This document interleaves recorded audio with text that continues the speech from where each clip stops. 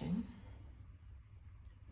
to go and see the doctor, not Maori patient, because I said I didn't want to see the ugly cunt, always the effect. I did use the word cunt. And then I said ugly at another stage when I referred to him again, to my nurse, her name, Jenny, I think. She's a nice girl. Very no nonsense, but perfectly pleasant. I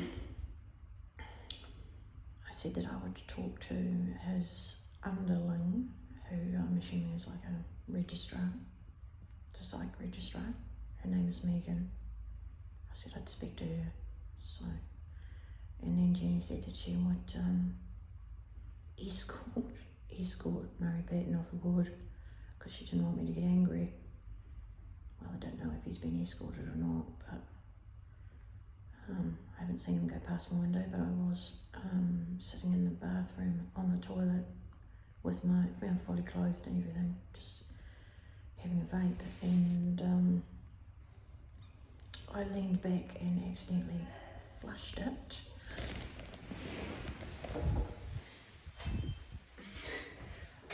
I had a wee accident, love. Huh? I had a wee accident. Oh, what do you want? Can I please have a clean pair, another pair of PJs? Yeah. I sat on the toilet, fully closed, Yeah. and accidentally pushed the button, Okay. and all the water. Okay. So it wasn't an accident, it was an Can you accident. get some pajamas, please? Yeah. So, yeah. And then once you change, do you want to come and see Meg with me? Yep. I will come down So, immediately. Martin's just bringing you some pajamas. Are you okay for him to bring you some Yeah, pajamas? of course, yeah, no worries.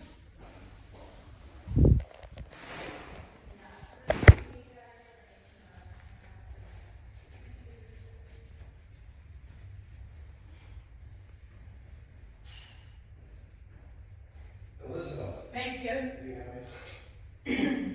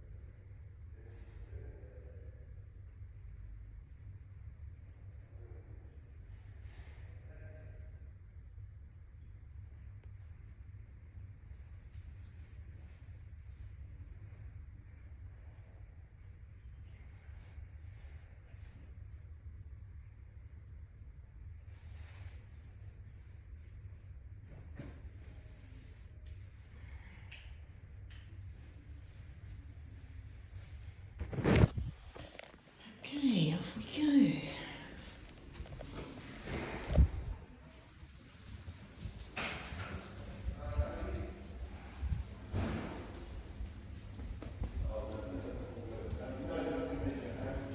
Do you want to said that sees, yeah. But she's not. I know I'm looking kind of unique, but I've only got two buttons, so I've had to kind of do this sort of thing at the bottom. I kind of like it. Yeah, it's all right. I think it's in vogue. Yeah. Yeah. Oh well, you know. Good morning. Good morning. Good Yeah, I'm not too bad. I had a very, very bad nightmare last night. Oh, that's Really horrific. So horrific. So fucking horrific. happened? What's that? What happened in the nightmare? Do you want to talk about it?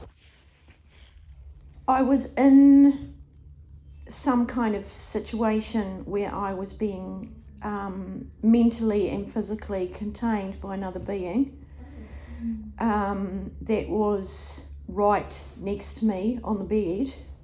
And when you tell me if you can relate to this, when you're in a nightmare and you're paralysed, which you know that you are in a nightmare, that you try and scream and you can't. You try and wake up and you can't. Well, I actually didn't know that I was in a dream. Sometimes I do know that I'm having a nightmare, but this one I didn't. But I knew that the only way out of the situation that I was in, the only escape that I had, was to yell. And usually you can't do it in a dream because it requires you to open your mouth and stuff, which you can't because you're paralysed. So anyway, I woke up screaming mum at the top of my voice, and I really mean roaring mum at the top of my voice, and it woke me up. And then I was just absolutely terrified. I was so terrified because I didn't know what mum meant. I mean, I have got a mother. Well, she's dead, but I'm thinking, is that my daughter saying mum to me? Is she in danger?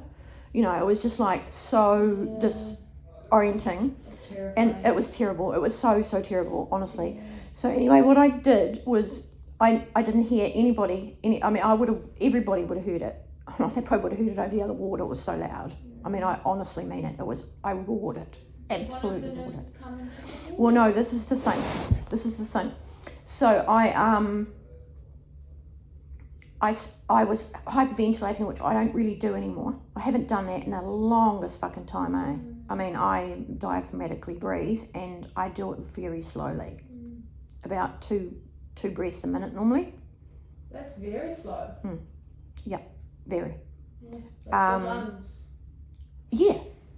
Well, I was diagnosed with chronic hyperventilation syndrome. Right. Maybe more than 20 years ago, after my mother died. So I went and saw a breathing physician. Oh yeah. And he taught me how to breathe properly, and I never had an episode again. Amazing. And within 24 hours, what had become chronic hyperventilation syndrome had become so chronic, I could hardly speak. So anyway, that's that. So I was hyperventilating. I do not hyperventilate, I swear, hand on heart, I do not do it anymore. But it was just completely out of my control. Once I had sort of stopped, I hadn't got to a real calm state because I was so emotionally really distressed. I came down, and Kathy was here. Now, Kathy and I, we've known each other since I was first put in this unit in 2011. And I see her every time I'm ever put in this unit. Her and I know each other very well. I got zero emotional support from her. I got a deliberate cold shoulder from her. And there was a man here who, I'd never met him before. He was an MHA. Because they knew that there was something up, obviously, because they'd heard the noise. And there were two in here, in the dark. A small guy, brown skin, and then this white guy, really tall, fucking unbelievably tall, like a giant. And they both came out, and the guy said, you know, and he went into the kitchen, into the nurse's station, and sat down on that chair. And he said, "You're safe here." And I just yelled at him, said, "No, I'm not." And I ran back to my room, crying. And I was crying, like really distressed. Maybe not for that long, because I could kind of see that I wasn't going to get any support. And I didn't. Nobody followed me back to my room. Do you think that, though, by saying to you, "You're safe here," he was trying to support you? Yeah. Even if it's not true, but yeah. No, I didn't think that he was evil or anything. Okay. No. I had no reason to think that he was trying to bullshit me. Did you feel, I guess, disappointed that you didn't get more support from Kathy, who you've known for a long time? Very. That's understandable. I felt abandoned. Yeah. I felt emotionally abandoned. That's exactly what I felt, yes. That's but also, as far as I'm concerned, given the relationship that I've got with Kathy, given the fact that she knew how upset I was, because I went and stood in that doorway and I leant over like this. I went over like this and I said, I've just had the most horrendous nightmare, Kathy, I've had the most horrendous nightmare. And I was really fucking distressed, and she knew how distressed I was. And the fact that she gave me the cold shoulder, well, I just think that's evil. I'm sorry. To me, that's evil. That's evil. Where a person who can see, a human being, can see that another human being, I'm not even talking about this environment, I'm not even talking about her job, her role, her duty, her nothing. I'm talking about as a human being. If a human being can see a need like that, and it was very clearly portrayed, displayed, that the need for support was there, and doesn't provide it, that's evil. I'm sorry, it's just evil. And I was talking to my lawyer about it yesterday. I'm very black and white. Haven't always been, but I am now. You're either righteous or you're not. And if you're not righteous, you're evil. And there's just two camps as far as I'm concerned. Two camps. So yeah, I was. Well, I'm really sorry that happened to you overnight. That's not nice at all. No, it was shit. So I wrote to my lawyer.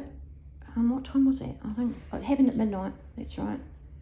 I'd already gone to sleep twice. The first time I went to sleep, and my nurse came in to give me my meds at 10 o'clock. I had drifted off. And then she gave me my meds, and I stayed awake because I had to have cold water, and that woke me up, the cold water with the meds. So that woke me up a bit. So I was awake for another half an hour or so, and then I drifted off again, and then at midnight, that was when I had that terrible nightmare that I woke up from. You mentioned that you emailed your lawyer. I emailed my lawyer. I texted him. In terms of that, because your section